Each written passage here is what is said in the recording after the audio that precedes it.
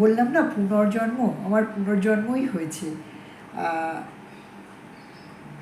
পুনর্জন্ম হওয়া এবং অত বড় একটা অ্যাক্সিডেন্টের পরে আমি বেঁচে রয়েছি দেখে আমার কীরকম মনে হয়েছিল সেই সময় মনের কথা বলতে পারবো না, ঘটনার কথাটাই বলি। তারপর ওখান থেকে আমাদেরকে অ্যাম্বুলেন্সে করে আমি, আমার হাজব্যান্ড আর যে মেয়েটির আরেকটি মেয়ে, যে আমার দাদুর মেয়ে আর কি, তার যে পায়ে লেগেছিল আর কি, সে আমরা অ্যাম্বুলেন্সে তো অনেক জায়গা হবে না, সেই জন্য আমরা ওই অ্যাম্বুলেন্সে করে এমআরআই হসপিটাল, এখন যেটা ঢাকুরিয়ায়, ওখানে আসি। এবার আসার সময় একটা ঘটনা হয়েছে। এবার পুরো রাস্তায় একটাই ট্রলি, যেটাতে একটা পেশেন্ট শুয়ে আসতে পারে, আর শোয়ার কোনো ব্যবস্থা নেই। এবার আমার তো এত কষ্ট হচ্ছে, কিন্তু ভগবান জানেন তো আমাকে খুব সহ্য শক্তি দিয়েছে। আর আমার যখন খুব কষ্ট হয় আমি শুধু ওনার নামই করতে থাকি আর বলি যে আমার সব কষ্ট তোমার, হ্যাঁ, আমার কোনো কষ্ট নেই, সব কষ্ট তোমার। যাই হোক, ওই মেয়েটি যেহেতু বাচ্চা, ছোটো মেয়ে, ওকে ওই ট্রলিতে ও শুলো পেছনে, আমি ওর পায়ের কাছে বসে আছি। আমি যখন এমআরআইতে আমাকে যখন নিয়ে আসা হলো, আমি না যেরকম অবস্থায় বসেছিলাম সেরকম অবস্থায় শক্ত হয়ে গেছি। সে এক অদ্ভুত কষ্ট, মানে আমার আর হাত পা কিচ্ছু সোজা হচ্ছে না। পিঠ যেরকম বসেছিলাম সেরকম সোজা, হাত পা যেভাবে ঝুলিয়ে বসেছি সেইভাবে।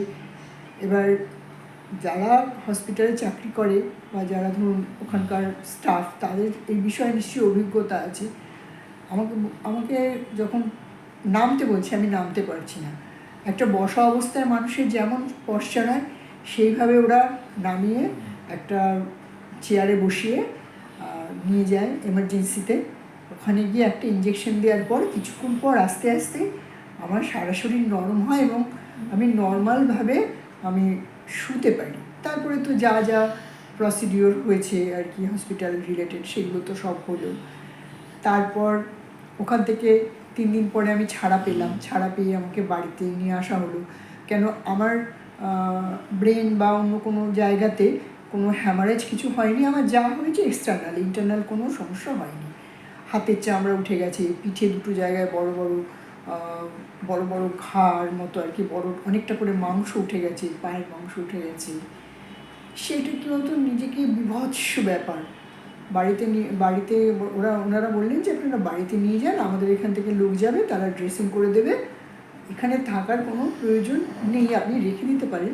তো আমার ভীষণ আপত্তি আর কি, অত পেশেন্ট সবাই কোকাচ্ছে, ওর মধ্যে আমার একদম থাকতে ইচ্ছে করছিল না। যাই হোক, বাড়ি আসি।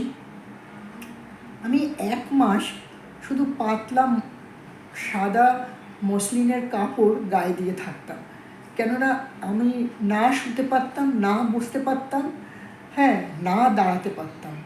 মানে সেই যে কী বিভৎস 1 মাস আমার জীবনে কষ্ট গেছে, আমি না ভাষায় প্রকাশ করার ভাষায় প্রকাশ আমি করতে পারবো না।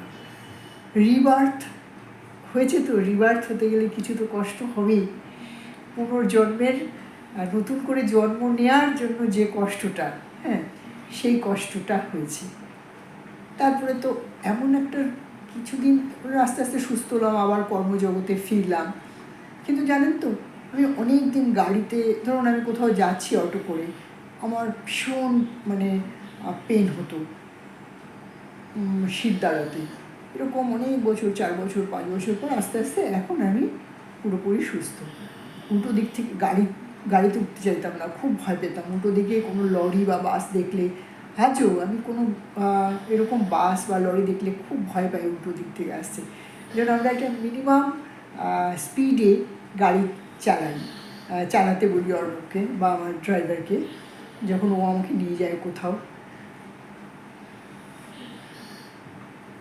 সত্যি কথা বলতে কি, মানে যেটুকু বললাম এখানে, এইটুকু তো নয়, আরও অনেক বড়। ঘটনাটার যতটা সংক্ষেপে বললাম, সে একটা অভিজ্ঞতা। এই গল্পটার মধ্যে ভালো লাগা বা মন্দ লাগার কিছু নেই। আজকে আমি আপনাদের সামনে বসে আছি, ভগবানের অসীম কৃপা। আমার যারা পূর্বপুরুষ আছে তাদের ব্লেসিং, আমার যারা এখন এই জন্মে যারা আমার গুরুজন তাদের ব্লেসিং, সবার ব্লেসিংয়ে আমি বেঁচে এসেছি, আবার নতুন করে জন্ম পেয়েছি। বলতে পারেন এটা আমার পুনর্জন্ম। সেদিন যদি আমি চলে যেতাম তাহলে আজকে অনেকগুলো বছর হয়ে যেত, আর পৃথিবীর কে আর কাকে মনে রাখে, কত লোকই তো আসে আর যায়, জন্মগ্রহণ করে এবং চলেও যায়। আমারও হয়ে যেত করে করে অনেক বছর। মেয়েটাও ছোট ছিল, সে এক দিন গেছে আমার, সেই 1 মাস আর সেই কটা দিন হসপিটালে। আমি ভগবানের কাছে প্রার্থনা করি কারোর যেন এরকম কোনো দিন না দেখতে হয়। বলতে বলতে গলাটা ভারী হয়ে এসছে সেদিনকার কথা। আবার আনন্দও হচ্ছে যে আজকে আমি আপনাদের সামনে বসে কথা বলছি। পুনর্জন্ম হয়েছে রিতার। এখানেই শেষ করছি, আবার অন্য একটা ভিডিও নিয়ে, আবার অন্য একটা জীবনের গল্প নিয়ে আসবো রিতার রিয়েল লাইফ স্টোরিতে।